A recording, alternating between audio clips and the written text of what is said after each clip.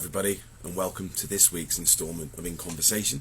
My name is James Campbell, and today I'm very pleased that I'll be joined by the renowned international scholar, cultural theorist, Sonjah Stanley Niaah. So I'm just going to try and get her to join. Yeah, we're live. We're in full colour.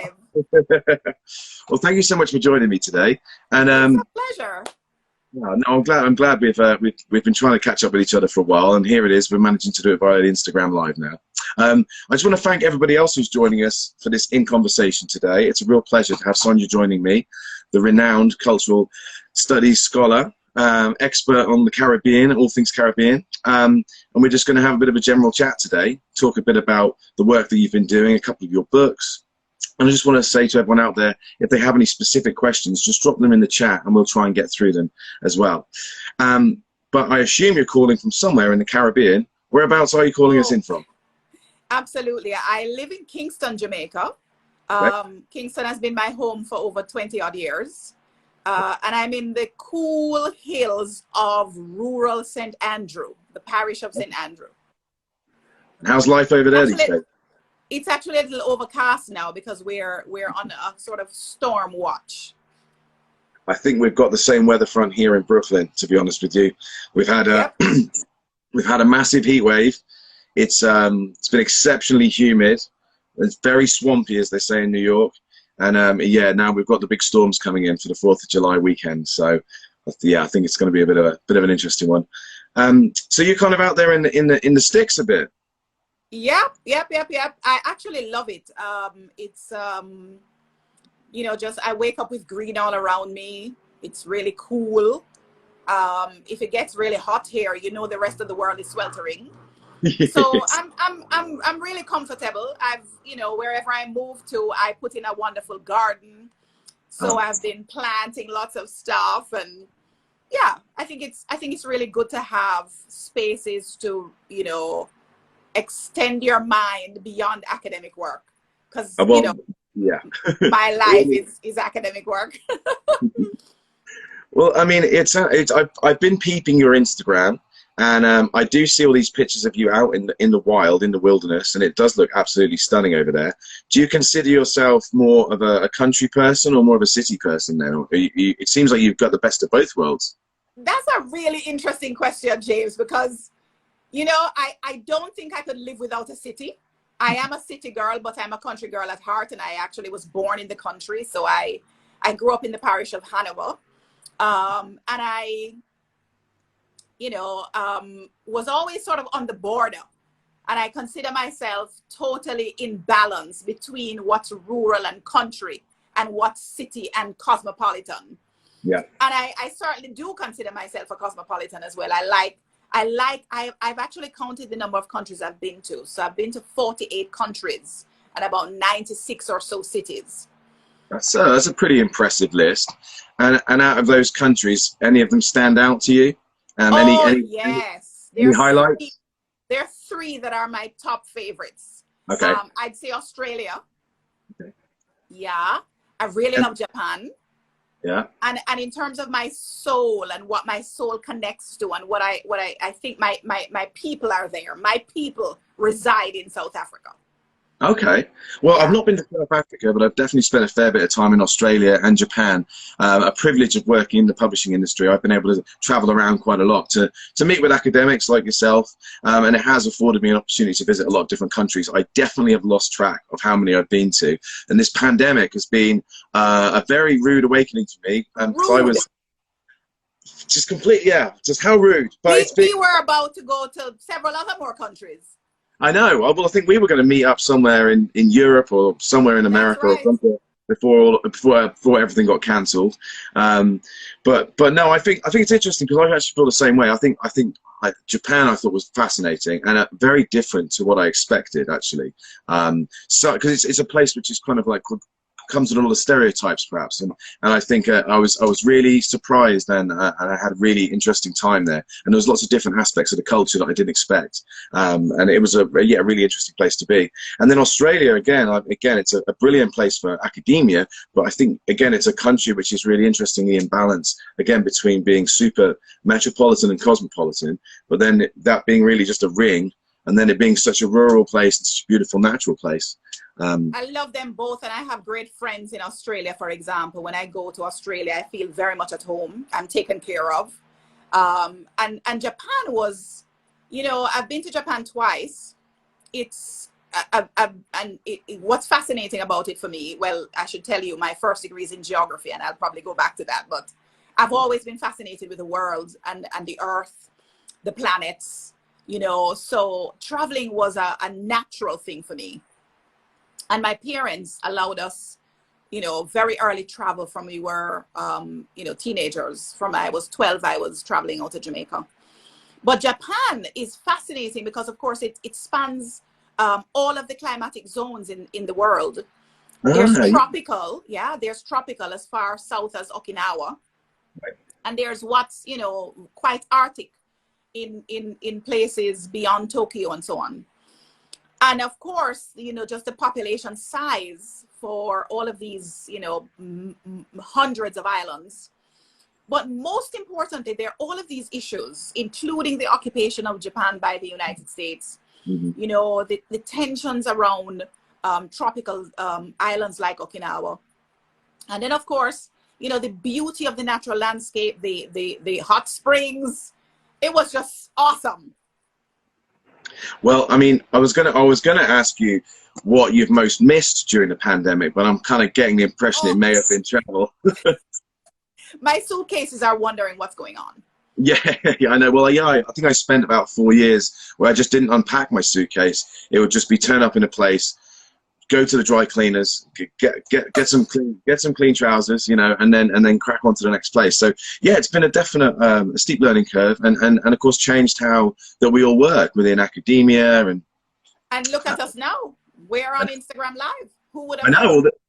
Well, this whole In Conversation series has been going since about last March, I think, and it's a direct result of the pandemic. We wanted to keep in touch with our authors and make sure people were aware of what's going on in our community and what's going on wider. So this has been like a really cool way for everyone to connect, I think. What's fascinating, James, is that we've had this technology, and I kind of said to myself, wow, imagine we could have been teaching online all this time. Imagine we could have been doing all of these In Conversation things. Yeah, we could have been having all of these Zoom conferences. Yeah, it's a wake up. It's a really cool wake up call. Even though definitely. There are some things about face to face that we completely miss. Yeah, I mean, I was going to say, one of the things for me about this pandemic, and I say this to most of the guests each week, is kind of like there's a lot of silver linings, and not to diminish how, you know, impactful it's been, all the negatives. But I mean, you know, it has been really good for widening participation within academia, broadening representation, and I think, you know, allowing people from, you know, maybe more remote places or who don't have the financial support to be able to attend virtual conferences where they would never have the opportunity, you know, to actually take part in a conference. And I think that there's some real benefits and bonuses that we need to, you know, support and maintain moving forward. For sure. But at the same time, I miss academic conferences. I miss being there in the room, you know, personally. I miss meeting with people. I miss the coffee. I miss the beer and all the food too, man. All the food. Well, that sounds like you've been going to better conferences than me. There's not that many where I get free food. But no, I mean, it's not even about the free food. It's about being able to experience the cuisine in any little new location I've been. I mean, you know, you go to a place like Sweden, and they're berries. There are all kinds of fabulous things they do with berries, whether it's the wines or the preserves. Oh, yeah, there are all of these fascinating things that I pick up. Or even, you know, in terms of their seafood, their smoked salmons, or, you know, whatever it is. It's all fascinating to me. I've not been to Sweden, but I really enjoyed Norway. I mean, other than the cost, it was a pretty expensive trip. But yeah, I went to a really good conference there. And then also, I work a lot with the European Popular Culture Association, which I urge everyone to check out. Actually, their conference is taking place in a few weeks. But they've had it in all these wonderful European cities. But I think my favorite was Turku in Finland, because there's such a culture for music and food, and again the cuisine was very different to what I was used to, and again the traditional folk music and the rock music there, the heavy metal music there, was really kind of interesting and intriguing. They really know how to put on a good conference and a good party. That's for sure. There's another country that I absolutely love, Finland. Yeah. There you go. And I've been privileged to go to Finland twice, You know, Tampere, where we had a conference in, you know, one of the largest cultural studies conferences, the International Crossroads in Cultural Studies Conference. Oh, yeah, I know. And then I went there again for WOMEX, the large, you know, World Music Festival, Music Expo. Oh, yeah. Okay. So, I mean, Finland, I really like again, for me, the entry point is always the natural landscape.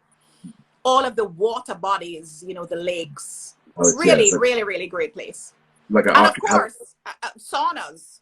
How can I forget the saunas? They kind of invented those saunas. And all of the attitude they have to jumping into cold waters after, you know, getting out of the sauna. Yeah. It's certainly invigorating and life affirming. And again, yeah, no, definitely. I have experienced a bit of that culture, and it's definitely something that I've enjoyed. Well, we're going to get into Caribbean cuisine, I think, in a bit. But I was just, while we're talking about countries and different countries, what do you have any favorite cuisines? You know, it's so amazing. I'm Jamaican. Let me just say that. Maybe people listening may not know. I am Jamaican. I'm firmly and resolutely Jamaican. And I love Jamaican food. So you know, it's on the top of my list up there. But actually, beside Jamaican food, I love Thai food. With very different kind of like on the palate there as well, I'd say. Very different on the palate, but what's amazing to me about Thai food, and right next to Thai food is Indian food, is what I call this cacophony of tastes. Yeah.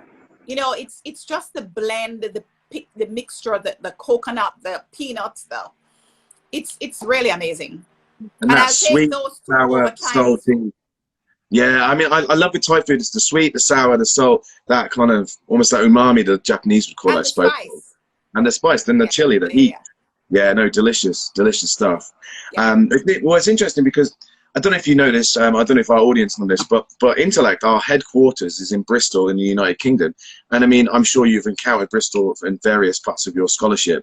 A wonderful city in many reasons, but of course, as a result of the slave trade and the sugar trade, it's got a huge Caribbean influence. And there's a big Jamaican community and Caribbean community in the city. And it's talking about cuisine, it's fantastic because it's like, you know, you're basically in this rural, you know, like a small English provincial city. You know, there's quite like a lot of working class there, and sort of like all these different things going on. And then you have this big importation of Caribbean culture. And it's a really interesting mix and cacophony almost of styles. And obviously we're famous for our sound systems as a result of that. And of course for like bass driven music in general. And, you know, then you get bands like Massive Attack, who obviously you can see the influence of the Caribbean culture on that sound. More traditional kind of like dub and reggae, and then dubstep and dance music that's come from that too. And a lot of two-tone as well. So music and food, I think, is the greatest transplant and influence that we can see in Bristol. Absolutely. Definitely. I mean, Britain just couldn't escape.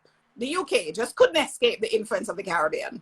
Oh no, definitely. It just, you know, by virtue of that, you know, history of colonialism, but also I think Britain has managed to come away with the best of all worlds, really, you know, because by virtue of the colonial history, there are all of these fantastic, you know, people, their cultures, you know, the best of all worlds, really. Mm-hmm. No, I definitely agree. And yeah, Bristol's just a really fascinating city with a very interesting history. And I think it's going to be a really important place moving forward in the future. Well, anyway, let's jump into a few different questions. I want to hear a bit about your history, and I want to hear about how you got into academia. And I mean, we should just again highlight what a noteworthy guest you are today, and how influential you've been. And I know I'm lucky to have you because you're always talking at a different event. I see, you know, you're a keynote every week, it seems. But yeah, tell us a little bit about your path, how you got into academia, and of course you're the director of the Institute of Caribbean Studies and Reggae Studies, like the Reggae Studies unit at the University of the West Indies at Mona. So I'd be really interested to hear how you ended up getting that position, how you got to where you are now. Tell us a bit about your academic history. Oh my God, how much time do we really have? So let me start by saying, you know, at a very early age, I discovered that I was very much into school. I used to not like summer holidays and weekends because I always wanted to be in school. And I ended up just staying in school, James, if you believe it or not. I ended up staying in school, and I went all the way. You know, I even left Jamaica. I lived outside of Jamaica for 2 years in the United States, and I was working in an international environmental conservation organization, volunteering, and I wanted just to be back in school, and I really wanted to be doing research. Okay. I didn't understand why it is I wasn't capable of doing this research, and then you know, after a while you realize, well, you're just not trained. So I stayed in school, and when I finished my PhD, I said, oh, you know, I got to 36, and I said, oh, you're a teacher. Because of course you only need a PhD if you're really going to teach. But then what was fascinating about my PhD journey was how interested, well, let me say how my PhD journey showed me my real interest. Mm-hmm. Because I had become a sort of insider, outsider to Jamaican culture in a way that made me want to delve into seeing ourselves as a people. Okay. That's not very common, because of course, you know, going back to that colonial history, it's people outside of our culture that have really been the writers, the documenters, the people who have been telling our stories. Yeah. So there's a famous story I tell about a Nigerian friend who asked me one day, who is looking at the ecology of dancehall? And I was, you know, by then remembering how much I had loved to dance, been so interested in dance, been dancing as a child in the Jamaica festival competition and so on at the parish level. Okay. And then the question hit me, you know, just really sort of knocked me on my head. And I said, yeah, that's going to be my job. And that's what I ended up doing in my PhD, just looking at the ecology of dancehall, looking at dance, looking at the space. And I told you before that my first degree is in geography. Mm.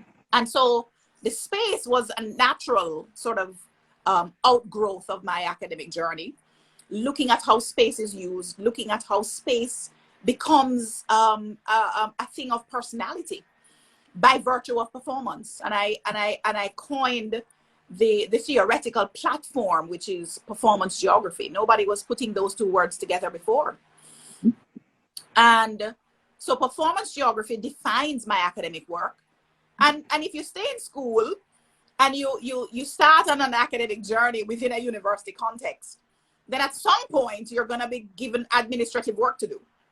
Yeah. So before you know we all try to avoid it. But yeah, before you know it, I became a senior lecturer after being appointed lecturer, and then after a while you're up in line to become head of your department, and so I became head of the Institute of Caribbean Studies, and I've served 2 terms now. So you're catching me on the tail end of my service as head, right? Because I'm no longer head after July 31st, and I go on sabbatical on August 1, which is, you know, hip hip hooray. I get to sit down and stay with my own head to do some work that I've, you know, been meaning to get done.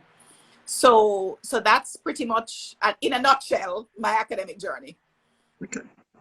Well, yeah, we'll hint at this later, but I think you're owing me some research as well at the moment, I think, aren't you? We've got a few ideas, so I'm looking forward to you getting some time and some space to be in your own head and to be able to do some academic research. I wanted to ask a little bit about, like, you've just hinted there about dance, and obviously it sounds like you personally have always been interested in dance, but it seems that dance and Caribbean music are very much entwined, and I wanted to ask you a bit about, like, dancehall and about sound systems, and if you could just tell us a bit about what they are, like what sort of is dancehall, and why is that so important to Jamaican identity? So, you know, I have to go a little bit further back, like, you know, just before even thinking about dance and dancehall. Africa lives in the Caribbean. Africa lives in the world through melanated peoples. And melanated peoples, incidentally, one of the biggest discoveries for me is that there is an imperative to celebrate. Every day no matter in what small way, there is an imperative to celebrate. It's part of our DNA. I have to put it that way. So, you know, by the time I settled on being able to investigate dance and dance hall in a dance hall context in Jamaica, I had to go way, way back, all the way to plantation life, all the way to the slave ship, in fact, to the first recorded dance in the New World, which was called limbo. Okay, yeah. And many persons listening may think of, oh, haven't I heard this name before? Limbo is a dance that was being performed on the tourist scenes all over the Caribbean. And so people might be familiar with it from that standpoint. But just thinking about the dance limbo and some of the research I encountered, limbo was considered a puberty dance on the African continent, also documented in some places as a war dance. But by the time it was being performed on the slave ships, it was in a context of, you know, forcing the enslaved persons to dance so that they could stay alive to get to the so-called New World. And so that became a really fascinating thing to look at, the space of the slave ship as a dance space. Mm-hmm. And how the characteristics of the slave ship, when mapped onto the urban spaces of dance hall, for example, those characteristics really haven't changed much. People are still, you know, dancing in a marginal context, spaces under siege, spaces that do not, in fact, validate the kind of imperative to celebrate that I mentioned earlier. And most importantly, that there is an imperative to celebrate in spite of the odds. And in those odds can mean, you know, state suppression. In fact, the whole question of the suppression of entertainment in the New World is part of my large project now. Yeah. To engage with this suppression of Black life, you know, and what it has meant to come out on the other side in spite of the odds, to create, for example, Jamaica, giving the world 8 or 7, depending on who you're speaking to, distinct genres of music in the Oh, I can't. I've lost. I can't quite hear you.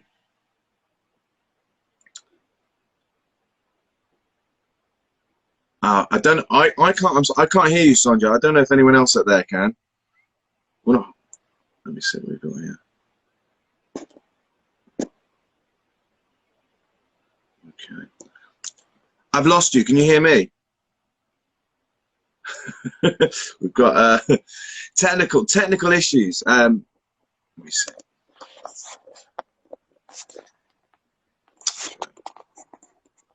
Sorry, folks. We seem to be having a little bit of a technical issue. Let me see if I can. No sound. Okay, Sonjah, I'm gonna drop you out and I'll come back in. See if I can.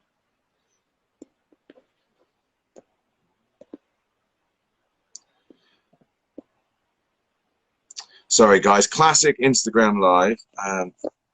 Okay. Let me just see if I can bring Sonjah back.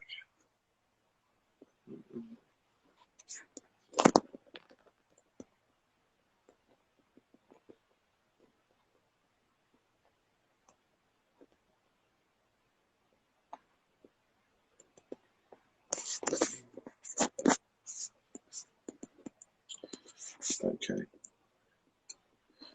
See if we can bring Sonjah back. See if this works. Aha! That sounds like sound. Yeah, there we go. So yeah, my phone was ringing and that interrupted us. So my apologies, guys. So anyway, so where was I? The slave ship.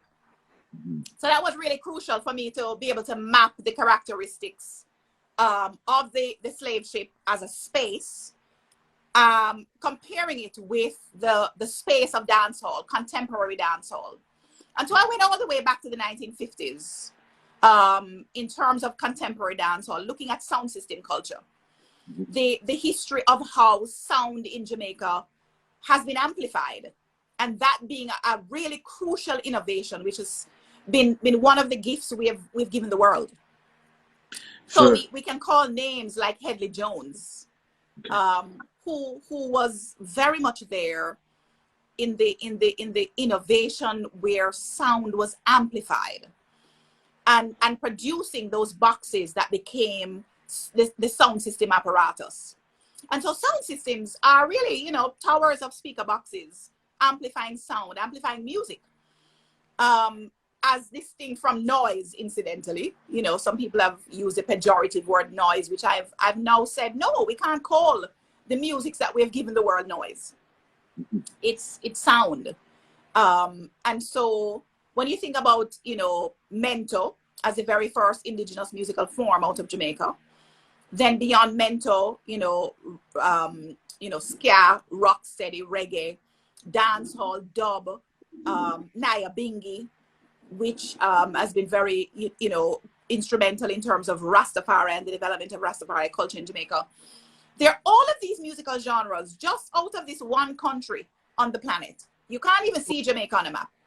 Well, and I was just going to say, because I know we've spoke about this before, but of course then, you know, Jamaica, through DJ Kool Herc, brought hip-hop to the Bronx and created hip-hop music out of sound system and out of reggae culture, which now is, of course, the biggest music genre, probably the most impactful music genre on earth. So I didn't even know there were 7 or 8 distinct genres of indigenous music from Jamaica. That's a new fact to me.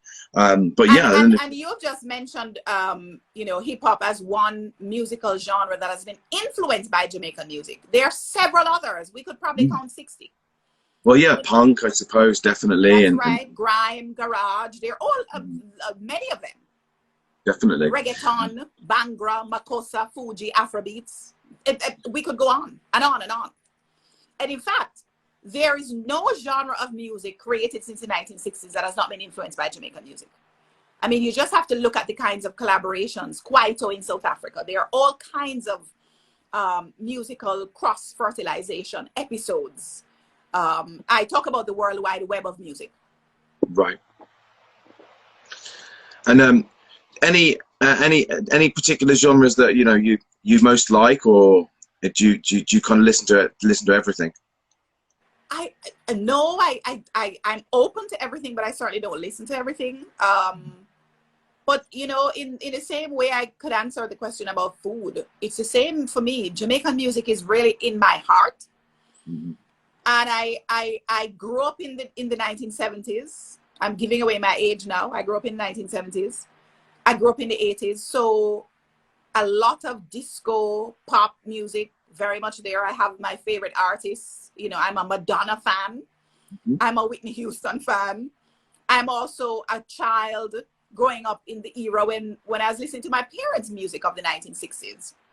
Mm-hmm. So I am all of that. And I know you know this, James. All popular music happens to be in English, no matter where you travel to in the world. And you hear music, you know, pumping on the airwaves. It's popular music in English. And Jamaica, alongside Britain and the United States, are the 3 top countries with popular musics. Yeah. Yeah, no, that makes sense to me. It's interesting you mentioned Madonna, because I was just reading something that you posted about Rihanna, but Rihanna many, many years ago, and her desire to be up there as Madonna, and Madonna's influence on her. Yeah. And obviously there have been other key women in Caribbean music that I can think of. I mean, some big names like Sister Nancy or whatever. But do you think that, do women have a big part in Caribbean music? And I know they do in the dance culture, but are there a lot of performers? Are women fairly represented within Caribbean music culture? I would say yes. I would say they've not been given their fair share of the pie, and I'm talking about the monetary pie, the attention economy pie, you know, the labels pie. But certainly the women have been there, and they've been there in some unique ways that people have not necessarily recognized. Venues, when I did my research on dancehall, many venues are named after women. Women are there inside of these venues being the entertainment. If you think of a woman, for example, like Patricia Chin from VP Records, she has been there as the backbone in the major the major label distributing Caribbean music in the world. So women have always been there. Have they been recognized? No.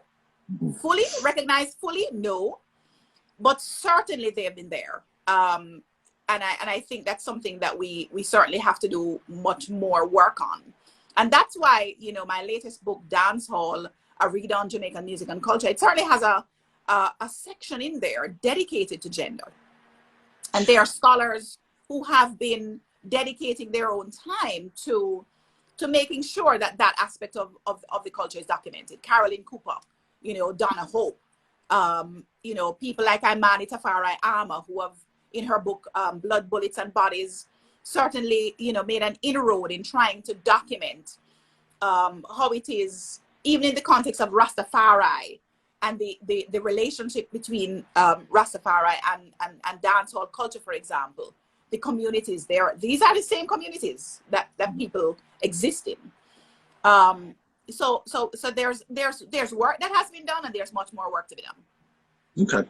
Well, you've just, I was going to ask you some questions about your new book. Congratulations on the publication of that. Dancehall, a reader on Jamaican music and culture. Do you want to just tell us a bit more about obviously it's a reader, so it sounds like it's going to be very interesting and a really good backbone to anyone who's interested in learning more about dancehall and Caribbean music. But just tell us a little bit about who's involved in that project and any interesting chapters or things that just tell us a bit about the project. It'd be really interesting to hear. So it's fascinating because that book was way before its time in terms of idea, about 10, 12 years in the making. In fact, that book, the idea came before I finished my PhD in 2004. So, but we really started working on that book, I would say in the last 3-4 years. And I want to big up Dr. Erin McLeod in Montreal, who has been, my sidekick, my right hand with many of the projects I work on, even the very conferences that we do in the Institute of Caribbean Studies. She used to be a member of staff in the Institute of Caribbean Studies. But Dancehall, from A Reader on Jamaican Music and Culture, published by the University of the West Indies Press, is a book with 31 chapters, and it covers seminal works, really very important foundational works in dancehall, and certainly provides an insight into the new scholarship as well. So there are people like Lena Delgado Torres, Donna Hope, Carolyn Cooper, all the usual suspects, Dennis Howard. There are people who are writing on dancehall and bad mind. There are people who are writing about dancehall and dance, the spectacle, Krista Thompson, writing about dancehall as it appears in Japan. There are many authors who have dedicated their time, however much, to documenting key aspects of the culture. And I thought it was my duty to be able to bring these works into a collection that people could then access. Students, scholars, researchers, all over the world. Well, look, I urge our audience today to check out the new book, and it can be bought in all the usual places, I imagine. Amazon.com. Try to avoid Amazon, but otherwise, they've got enough of it. West Indies Press, their own website, Book Fusion, number of sites. I've seen it online in the various sites, various bookshops available. Cool. Well, I urge everyone to check that out.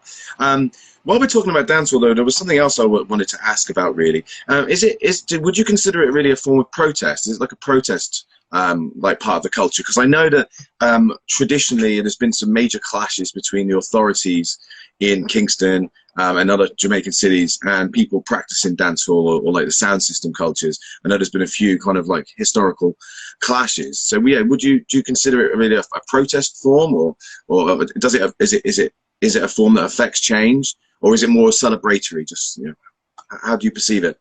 Yeah, it's interesting that you've asked me that question, James, because everywhere that dancehall culture and its antecedents, and I'm talking now about sound system culture itself, appears in the world, it's a form of protest.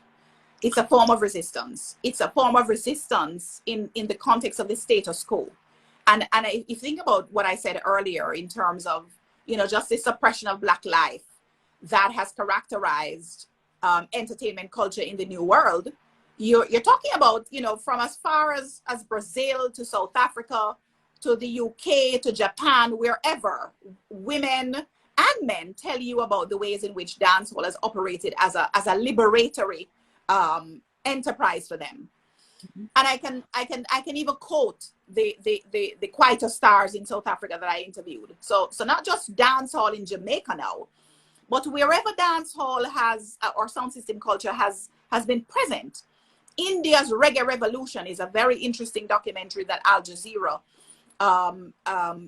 did, where Bass Foundation Roots, that sound system and its operators, they were very much talking about sound system culture as something that allowed them a voice against the oppressive regime of Narendra Modi's government in India. And the very same thing in Jamaica, where we talk about, you know, clashes with the police. The Noise Abatement Act has been a source of real problems. And there has been, while there has been conversation between the state and creators in dancehall, there has been very little in terms of resolution. And what we've done is to insist that the government of the day, whichever one, the governments look quite clearly at the way in which dancehall and sound system, sound culture itself is a contributor to the gross domestic product of the country. And that sound and the creation of sound is very much tantamount to the work of citizenship. That people are creating their daily lives and having their being, creating an income, you know, servicing their families and communities through sound system culture. So it ought to be respected as a part of the creative economy.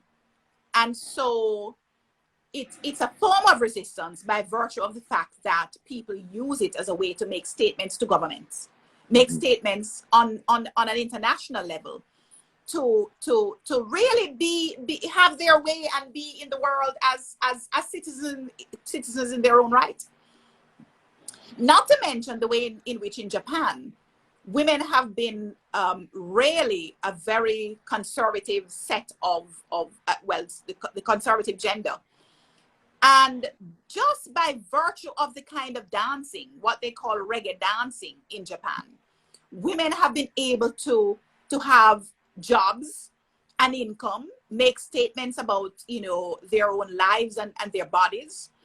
So that, you know, as far as, you know, Japan in the East, dance hall is making an impact and giving women, giving men, giving children, giving all kinds of people a way to live and have their being through a creative economy.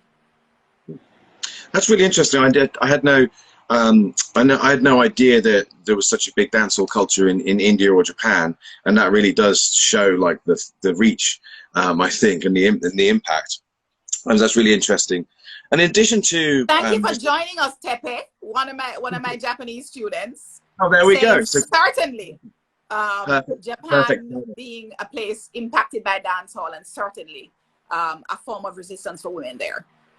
Interesting. We're getting some great comments coming in. Reggae music forever, dancehall is for the marginalized, and mentioning resistance. Just want to say to our audience, if you have any specific questions, just drop them in the chat, and Sonjah and I we'll get through them.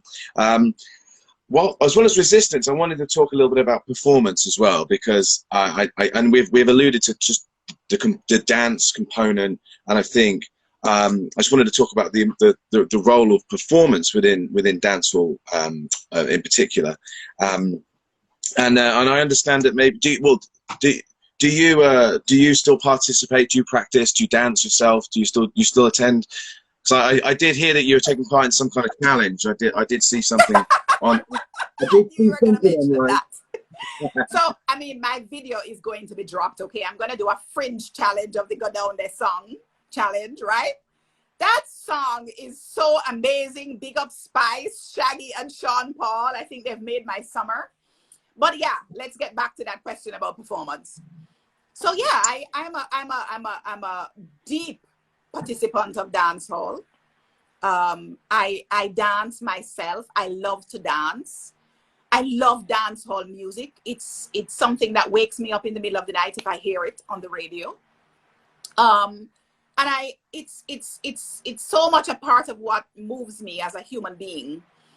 It's something I cherish, you know, wholeheartedly, and I want to pay respect to all of the people who have been creators and perpetuators of dancehall and the dancers in particular. One of the things you'll find in the book Dancehall, A Reader on Jamaican Music and Culture. It's a chapter written by myself on Bogle, one of the principal dancehall ethno-choreographers, okay?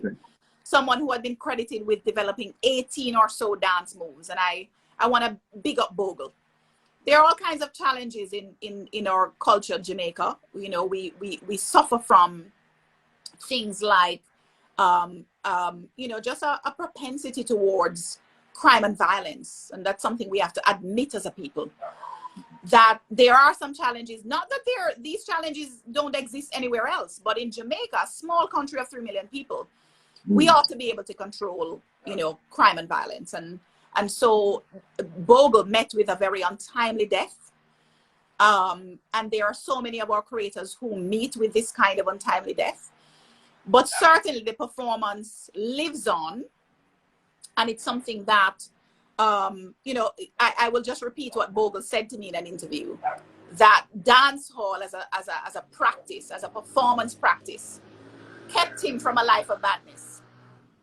And it is one of the things that, you know, many youth in Jamaica, many youth all over the world find as a space of refuge, as a space to live and have their being in some relative peace, giving them a kind of status that they wouldn't have had otherwise, because it's from the poor, from the lower classes that dancehall, any creative form in the world, in fact, of any substance, these have come from the poor and the lower classes of the world.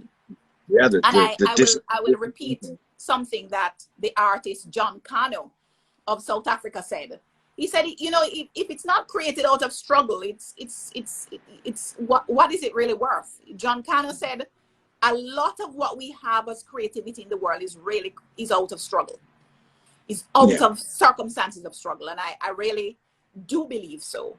I really, really do believe that. So performance in Jamaica is not just something you see on a screen to be a moment of enjoyment. It's really about people's lives. It's really at the heart of who we are as Jamaicans. Dance hall is very much an expression of people and their soul. I talk about dance hall as and reggae even as a representation of the soul of Jamaica. Awesome. Well, thank you for those comments, impassioned as well. Pardon me. I was gonna ask as well, just in regards to if someone wanted to get into dancehall, who would you recommend? Who could they Google? Who could they Spotify? Who would you suggest that, you know, maybe a few artists that may be your favorite artists, or that would be, you know, a good introduction for people who want to get down and boogie and have a good old time? Yes, that's a really great question, James. First of all, you know, get to Buju Banton, Sizzler, and you're gonna get a little confused because some of the music that they produce would be both dancehall and reggae. Yeah, and that's what's fascinating about dancehall as well, because it spans the entire sort of, you know, complex history of Jamaican indigenous music. Dancehall was there before reggae. If you listen to an artist like U-Roy, who you would have to listen to at the foundation, and then get to people like Tenor Saw at the start of what was computerized rhythms developing in Jamaica. You know, Ring the Alarm, a song like that would get you straight into dancehall. A man like Barrington Levy, and then come forward to Bounty Killer. And Beanie Man, you know, and the new sounds of people like Coffee, Janine, Chronics, you know, Protege. These are people who have taken up the particular sounds and are also dipping into the older rhythms. You'd have to get to Busy Signal as well. And in terms of the women, Tanya Stevens, I mentioned Janine before. People like Cecile, get into Lady Saw. She has, you know, in a sense, left the dance hall and is no longer producing dancehall music, but certainly an important moment in the making of dancehall music, Lady Saw. Okay, that's really good to know. Thanks for this highlighting some of those artists. I know many of them myself. My sister's favorite artist is Protege, And Yes. if any house party that she's at, you know, that's going on. That's for sure. But I was going to ask you. Go ahead, but it's impossible for me to name all of my favorites. No. That's brilliant. But I was interested because I was going to ask you. You edited a project that was titled Broader Than Broadway, and I was going to ask you whether you were a fan of Barrington Levy because Absolutely. I love Barrington Levy. I love that sound. Absolutely, and that collection, that edited collection in a journal called Whatever Guy, and Broader Than Broadway is really, you know, I paused a moment to reflect on the fact that our celebrities in Jamaica, in the Caribbean, are produced in some very different ways than celebrities in other parts of the world. Yeah. And through music, people have gained status, gained celebrity status in the Caribbean. And so when Barrington Levy in a song, like, you know, he says, I'm broader than Broadway. What can be broader than Broadway, really? If you think about Broadway as a quintessential space for, you know, theatrical, sort of filmic representations. But Barrington Levy is clear. He's broader than Broadway. And that's the kind of, you know, temerity, the kind of chutzpah, the kind of, you know, I'm searching for words here, but it's a kind of boldness that someone can just assert themselves through music that defines Jamaica. And we talk about Jamaica as being little but Talawa. This is what makes us Jamaicans. We stand out wherever we go in the world because of this attitude, this kind of confidence in ourselves. Well, yeah, and I mean, I guess something else you're very famous for, of course, is sprinting. And I guess there's talking about someone who's broader than Broadway, the great Usain Bolt, I guess. What is it? What's the fascination with sprinting in Jamaica? You know, I mean, you could ask the same question about bobsled. I mean, we entered that sport and defined ourselves using the bobsled. It's not because we're particularly you know, noted for, you know, skating on ice or anything like that. It's because we just tell ourselves we can do it and we do it. So sprinting, whatever it is we get into, we must be the best in the world. It's simple. Big up yourself, Akeem. It's because we just, you know, see, Shalala is saying Marcus Garvey and Louis Benet taught us to have this kind of confidence in ourselves. It's just a thing. And if you have no confidence, you're twice defeated in the race of life, said Marcus Garvey. A brilliant quote. I actually wanted Louis Bennett, sorry, I read that wrong. Louis Bennett, a quintessential poet, performance activist in Jamaica. Very much Louis Bennett. We've got about 10 minutes left, so if anyone does have any questions, do drop them in. But Renee. I'm glad to see so many people join us today. It's been a really fascinating conversation so far. And as we don't have too much time left, I'll jump around a little bit. So, first of all, we've just had people mentioning Marcus Garvey there. And didn't you recently deliver a keynote or a lecture on Marcus Garvey? What was Yes, absolutely. Tell us a little bit about that. What were your key points? What was the... You know, thank you for asking me, James. I actually, you know, I would never have thought of myself as somebody who could go give a lecture on Marcus Garvey. But then when I was invited by a colleague in Costa Rica, Costa Rica celebrated the centenary of Marcus Garvey's arrival there recently. And I was privileged to have been asked to do this lecture. And I thought, oh, wow, I'm not even a Garvey scholar. How do I get into this? But then I remembered, oh, my PhD thesis has quite a bit of work on Garvey. And it was because of that intersection that I said, oh, wow, I could talk about Marcus Garvey and popular culture, because Marcus Garvey's Liberty Hall, well, before Liberty Hall, Edelweiss Park, was a space where dance events used to happen. And he actually recruited dancers like, you know, Pam Pam and Baskin and Kid Harold and all of these people who were notable legsmen in the era of the 1940s and so on. And Marcus Garvey, recognizing the importance of, you know, people like these dancers, key to being, you know, citizens in a world built on self-reliance and confidence through expressive arts, he was very clear that this was something he wanted to facilitate. And so I talked about Marcus Garvey's role in fostering entertainment practice in Jamaica, within the lower classes, within downtown Kingston, and how that would have been a scene facilitating the development of indigenous music in Jamaica. So that by the time you get to the 1960s with reggae and the 1970s and so on, dancehall being a major genre, by the time you get to the 70s, Marcus Garvey is very much a part of the story of how performance practice develops in the Jamaican context and how it has influenced the world. And Marcus Garvey, being a Pan-Africanist, a major voice in the development of Pan-Africanism in the world, would have to be named in that context. So that's pretty much what I talked about. And I gave a history of, you know, the mapping I've done in terms of sound system and its development across the world, reggae festivals as another outgrowth of how it is Jamaica has influenced the world through music. But more importantly, that Marcus Garvey's influence would also be very much important in mapping Black suppression and the suppression of entertainment.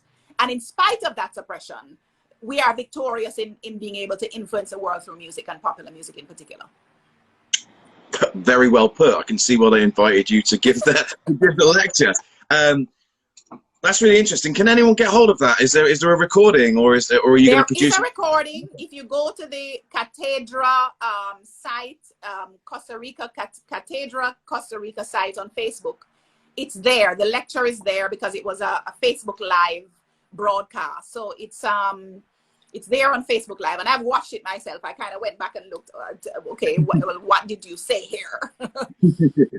Yeah. Oh, I mean, there's a classic example of a silver lining of this pandemic, because, you know, that would have mainly, you know, possibly been a situation where only a few people would have heard you speak, and now because of all these lives, it's going to be up there for posterity. So I think that's really important, and I urge everyone to go and check that out. Sounds very fascinating. And obviously, we're talking about, pardon me, the great Marcus Garvey, and what influence he had on the world. I was going to ask you, in line with that, who have been some of the biggest influences on your life and on your work? Wow. You know, from I was a little girl, I was writing about Malcolm X and Martin Luther King. Mm-hmm. And so I think of myself as an activist in the very way that they were activists. Mm-hmm. And I know that my activism is through cultural work. So I call myself a cultural activist. A man like Bob Marley, who did 300 and odd shows to promote 9 studio albums, just the work ethic alone, his activism, traveling the world by bus on tour, you know, in guerrilla style in some cases. Bob Marley has been a fabulous influence on my life as well. And I think just, you know, every day tears come to my eyes when I watch people like Usain Bolt on a track. I can't run like him.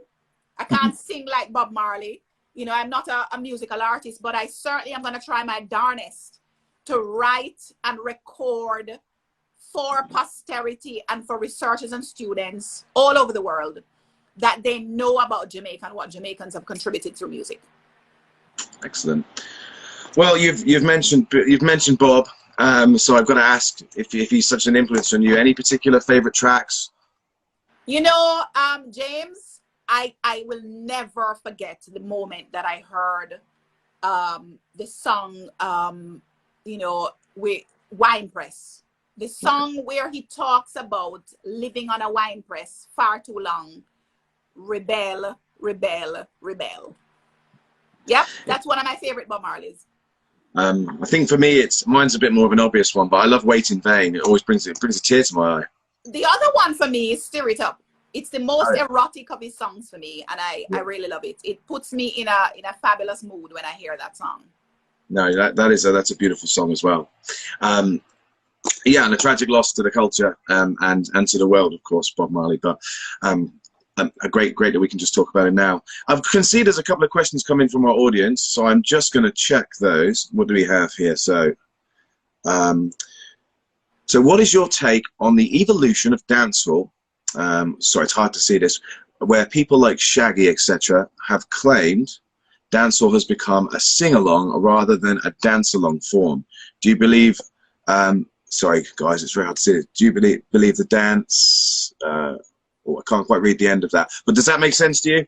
Yes, it does. And I really thank you for that comment because, and that question, because I am a firm believer in what Shaggy said. He said it in an interview recently with Sean Paul and Spice, talking about their new song, Go Down There. And, you know, they were being asked about dancehall, and I believe that some of the entertainers today have forgotten that dancehall was a form of entertainment in as much as it was revolutionary. That's why it's called dancehall. Dance is in the word, okay? Yeah. You can't forget the dance part. Dance is so much a fundamental part of what dancehall is about. This is why it was so popular and has remained the most popular genre in Jamaica. For over 50 years, dancehall has been there as a genre of music popular, being created. So we must never forget the dance. And I think that, you know, that's why an artist like Busy Signal is so important, because he dips into the old rhythms to bring us back to dance, to bring us back to the nostalgia of the past, you know. And I'm a firm believer. You can hear I'm speaking really passionately about this, because some of the artists nowadays, they've forgotten, and they're off creating what Shaggy said was that they're fixing something that was never broken. Gotcha. So I'm quoting Shaggy. They're fixing something that was never broken. The formula we had, where we were entertaining and encouraging dance, was the formula. And the rest of the world, through hip hop, through, you know, whatever they're calling it now, you know, it's through the various fusions, Afro beats too. They're doing exactly what we were doing. They've used our formula to create world popular music, and we have forgotten ourselves. It's interesting. I didn't hear those comments from Shaggy, but that's really interesting. He's an interesting character in himself as well. A man who's had a very long and varied career, broke into the pop market. Career, absolutely. And he's been very focused. He's worked with some of the best. He has, you know, now he's one of the executive producers of Spice's new album 10, that's going to drop very soon at the end of this month, from VP Records. And I want to say, you know, hats off to Spice for engaging with Shaggy and Sean Paul. They are legends in the business. There's a fabulous collaboration that they have, and it's going to only, you know, make for more better music. It's only going to make for better music.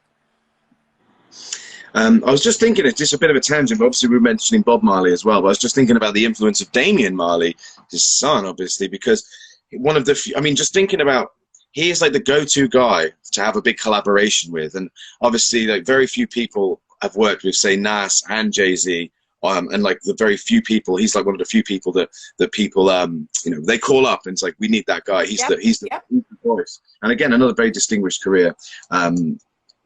But the reason that came in actually is I've just got another phone here with a message, and someone has texted on that phone and asked if you can distinguish what's the differences or the key differences between dancehall and what we might know more as reggae. So reggae is very much on a one drop beat. So there are 4, let's say, call them bars, and there's a missing bar. It's the musicologists will explain it better than I can. But the fact is that reggae is considered a one drop with a missing beat out of those 4 bars. So spang it. There's a and when you get to dancehall, it's a much faster, more staccato kind of engagement musically. Very much a faster beat, and very much emphasizing the bass. But nowadays, there are people who are, you know, building rhythms that don't necessarily reflect some of what we know to be sort of standard, and I'm not knocking creativity, but there are some fundamental elements to the music that we must remember. Go listen to Spice and Shaggy and Sean Paul's new song, Go Down There. The bass line is very much present, you know, and of course they are all benefiting from the traditional forms. So when you talk about the traditional forms, traditional spiritual musics in Jamaica too. Whether you find them at nine nights or, you know, other funeral practices around, you know, Dinky Mini, Gere, revival music, Kumina, Naya Bingi. They're all of these traditional forms that are very much there in our popular forms as well. Interesting. Thank you very much for those comments. Pardon me. I was just going to say, it'd be interesting to hear a little bit about your forthcoming conference as well, because I know there's a call for papers out, isn't there? And this is what, the 7th annual installment of the seventh. Well, now it used to be a biennial conference, but because of COVID, we actually skipped a year and said, well, it's better for us to actually make it a triennial conference. So the Global Reggae Conference is going to be in 2022, and we have partnered with the oh my God, why am I forgetting this now? Perry Hensel Estate, to be able to have a focus on reggae films, reggae icons, reggae music. And if you want more information on this conference, the call for papers is out now. We expect by the end of August, September, that, you know, all of the abstracts will be in. We're going to do a publication from this conference as well. But if you want more information, the call is actually, the link is in my bio right here on Instagram for you to see. Brilliant. That conference will happen February 16 to 19, hopefully in a face-to-face context by then, of course, in Jamaica, in Kingston, in collaboration with the Perry Hensel Estate. And it's because we're celebrating the 50th anniversary of the release of the film, the mega hit film, The Harder They Come. Oh, of course, yeah. That's cool. So it's a big anniversary. It's also, someone is asking about the website. It's also on the Institute of Caribbean Studies website. The call for papers is also on the ics.org.jm site. But it's the link for the conference, call for papers, is also in my bio on Instagram right here. Perfect. Well, thanks for talking about that, because I think that's going to be fantastic. I'm very much looking forward to hopefully attending. I'd love to have you there, of course. Oh, yeah, I'd love to come, and yeah, well, I can be useful. I can run a workshop on publishing and talk about journals. Oh, fantastic. We can do that. We'll do something useful. I can put it together. And speaking of journals, of course, you and I have been going back and forth and collaborating on a potential new journal, double-blind, peer-reviewed, focusing on I suppose Caribbean music and culture generally. I think initially we were talking about a reggae journal, but I think it's going to be broader than that now, and that's a work in process. And at Intellect, we're hugely happy and proud to be involved in that, and we can't wait for that to come to fruition. And maybe we'll have a bit more information by February that we could be. Absolutely. It's all in good timing, James. It's all in good timing. Nothing before the time. Remember I told you about the dancehall reader. It was long in the making. But when it's done, it's done, you know? Yeah. And I'm particularly looking forward to this. And I must tell you, I've announced it, the potential collaboration here in my faculty of Humanities and Education at the University of the West Indies. And people are mega excited. I wanted to wait to tell you today. They're mega excited, and so I am committed to making sure that this happens. Well, I mean, just everyone watch this space, because that journal is going to be coming, and it'll be joining Intellect's fascinating and diverse music collection. We publish 108 different peer-reviewed journals on all different aspects of culture, mainly cultural studies, but arts and humanities in general. And we have a lot of music titles, and we have one that focuses on punk, we have one that focuses on community music, we have voice studies, and most recently, That's our most recent journal, which I know I'm trying to get you on the board for as well. So do check out Global Hip Hop Studies, because obviously there's a lot of influence that Caribbean music and culture has had on the culture of global hip hop, and that's something that's definitely reflected in the content of that journal. Also, if you go to our website, guys, there's a lot of free content, so you can download a load of articles and share that widely. So we're trying to make things as accessible and as diverse as possible. That's what we're trying to do at the moment, especially with our approach to music. So do check all of that out. Do check out Sonjah's conference as well, which I'm very much looking forward to. And also, I did see Eric Abbey was in the comments, and hello, Eric. So we'll be publishing Eric's forthcoming book on dub as well, which is going to be really interesting. That's almost coming to fruition. Actually, I think maybe this is a good question to kind of end on, perhaps. Eric's actually just sent me a question to ask you, which thank you very much, Eric. It's a really interesting one too. A little bit political, but I think we can get away with it. So the Reggae Studies Unit is in a position to create and support the culture of Jamaica. Do you feel that the university and its members get enough support from the Jamaican government to allow for you to create and support the narratives internationally? So that's a really good question. And of course, you know, the answer is no, but we are getting there. I can give you the answer straight up. If you think about where Jamaican music comes from, and I said it earlier, from the poor, from the lower classes, people who have been disenfranchised, you know, youth who have been trying to gain status in some way, shape, or form to have a voice in society, who is going to look on these people? And so the music comes out of this kind of stigma. The stigma is still there. And when you think about a Reggae Studies unit at the University of the West Indies, which is the highest seat of learning in the region, can you imagine what a revolution that was to establish that? And of course, I have to remember and to mention here that this was developed by Caroline Cooper, Professor Caroline Cooper, Professor Emeritus now at the University, Professor Emerita at the University of the West Indies. And it was her vision to have this Reggae Studies unit. And the Reggae Studies unit is now over 25 years old. So this is a real achievement. And what it is we must do is to make sure that the work of the Reggae Studies unit, which is housed in the Institute of Caribbean Studies, continues. That the work must serve the region, must serve Jamaicans, must serve the people who are creators and perpetuators of the musical forms, such as reggae. And so the support from the government is not, you know, as forthcoming as we would like, but the government certainly has been partnering with us on conferences. We have done conferences in collaboration with the government. We have done conferences focused on Kingston as a creative city in collaboration with the government. I, for example, serve on the Entertainment Advisory Board of the Ministry of Culture, Gender, Entertainment and Sport. I am a voice in the context of how the government is trying to reform entertainment legislation.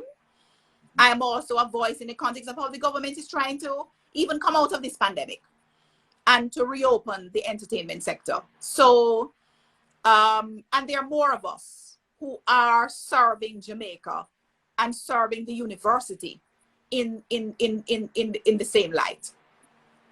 Brilliant. Well, thanks for that. Great question as well, Eric.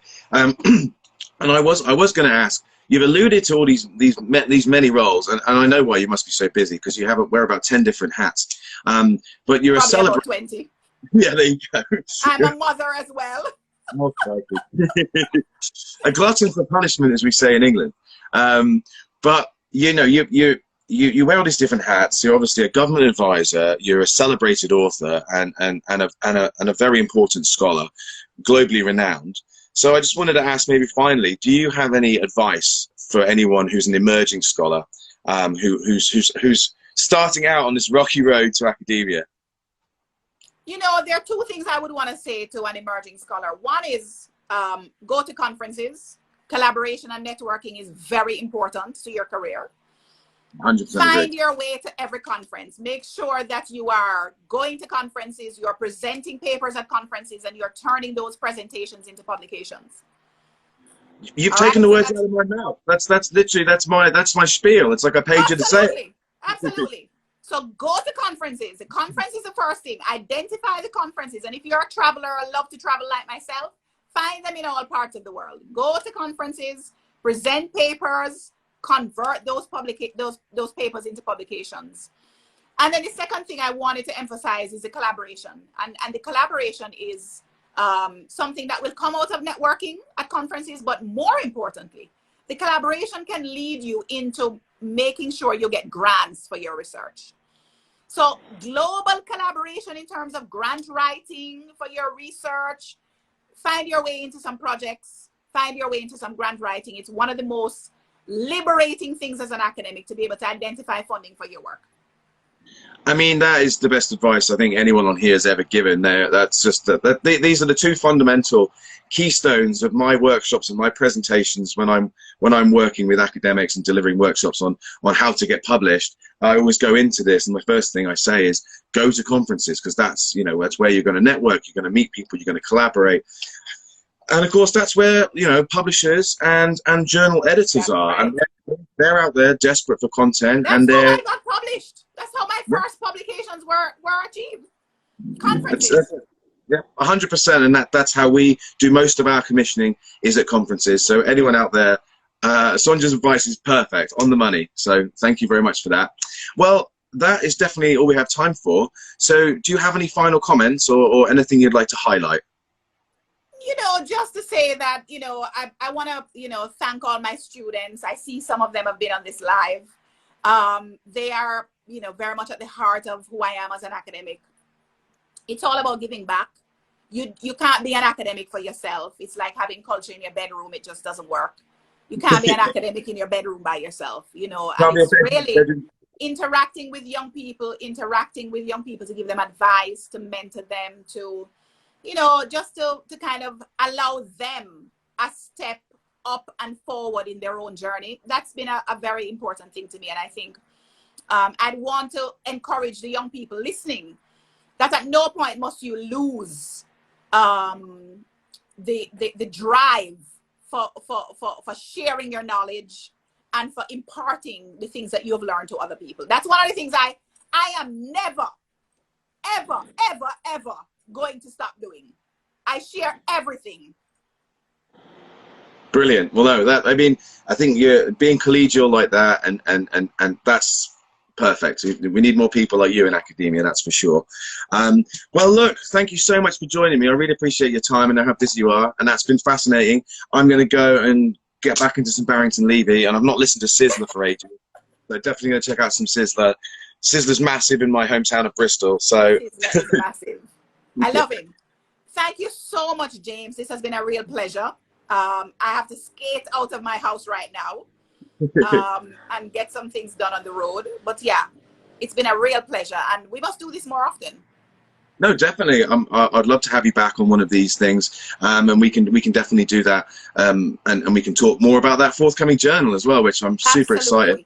That's our next conversation. Well, look, thank you so much for today, and I just want to thank everyone who joined us. It's been really fascinating and a thoroughly enjoyable chat. So thank you, and good luck with the rest of your day, and I will see you again soon. Same to you. See you soon. Cheers. Thank you.